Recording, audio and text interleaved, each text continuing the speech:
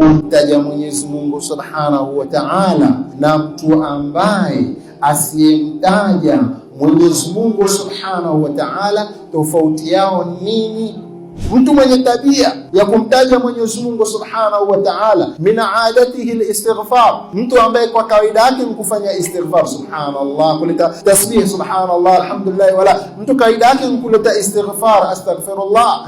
Huyu mtu mwenye tabia ya kumtaja Mwenyezi Mungu Subhanahu wa Ta'ala na yule asamtaja Mwenyezi Mungu Subhanahu wa Ta'ala, wana tofauti gani? Tofauti yao nini? Bwana Mtume sallallahu alaihi wa alihi wasallam akazungumza kwa lugha ya mfano, akasema mathalul ladhi yadhkuru rabba, mfano wa mtu ambaye mwenye kumtaja Mola wake, walladhi la yadhkuru rabba, na yule asiyemtaja Mola wake, mathalul hayyi wal mayyit, ni mfano wa mtu aliyekuwa hai na mtu aliyekufa. Yani wewe ikiwa watembea wewe kwa siku masaa 24, wachilia mbali, kwa sababu ukiswali utamtaja Mwenyezi Mungu Subhanahu wa Ta'ala. Uswali wewe, uswali kabisa, hauswali wewe, utamtaja wapi Mwenyezi Mungu Subhanahu wa Ta'ala ikiwa uswali? Usomi Qur'ani. Tulisema katika kumtaja Mwenyezi Mungu kuliko kwa daraja bora zaidi na nafasi kubwa zaidi kusoma Qur'ani. Sasa wewe hata Qur'ani ya uisomi,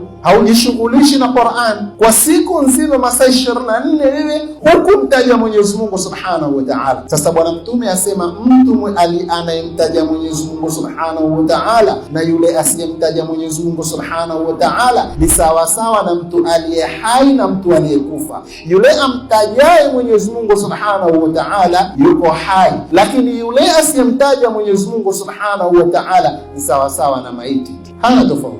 Ni sawa sawa na yule aliyozikwa kule makaburini, hana tofauti, hana faida. Uhai wake haumnufaishi chochote, ule uhai wake haumpi faida yoyote mbele ya Mwenyezi Mungu Subhanahu wa Ta'ala. Kwa hiyo kumtaja Mwenyezi Mungu Subhanahu wa Ta'ala ni ibada kubwa, ni ibada kubwa. Ukikaa take your time, subhanallah, alhamdulillah, wa la ilaha illa Allah, wallahu akbar, fanya tasbih, take your time. Uko chumbani, subhanallah, alhamdulillah, wa la ilaha illa Allah, wallahu akbar, na kumtaja Mwenyezi Mungu Subhanahu wa Ta'ala kuliko bora zaidi. Soma Qur'an, take your time, chukua Qur'ani, soma Qur'ani, fastabiqu fil khairat.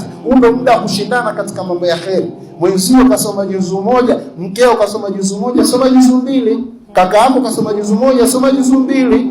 Kaka yako akimaliza Qur'ani katika mwezi wa Ramadhani mara 3, wewe maliza mara 5.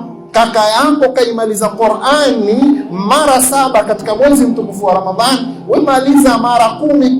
Kule kumtaja Mwenyezi Mungu Subhanahu wa Ta'ala kwa njia iliyo kubwa zaidi, kuhakikisha kwamba wewe waisoma Qur'ani. Na ni vipi usisome Qur'ani na kati ndo mwezi wa Qur'ani? Ndio mwezi wa Qur'ani, inna anzalnahu fi lailatil Qur'ani, tumeteremsha katika mwezi wa nini? Mwezi wa Ramadhani. Tumeteremsha katika usiku wa Lailatul Qadr, ndani ya mwezi mtukufu wa Ramadhani. Kwa ni mwezi shahrul Qur'an, ni mwezi wa Qur'an. Kwa hiyo ni vile kuangalia kwamba hakika haupitiwi au ghafiliki na kumtaja Mwenyezi Mungu Subhanahu wa Ta'ala ukiwa umefunga. Kwani ukiwa wamtaja Mwenyezi Mungu Subhanahu wa Ta'ala ukiwa na funga yako, hakika wewe uko hai. Lakini ikiwa haumtaji Mwenyezi Mungu Subhanahu wa Ta'ala kwa siku yako nzima, wewe una tofauti na nani? Na mfwa. Hauna tofauti na maiti.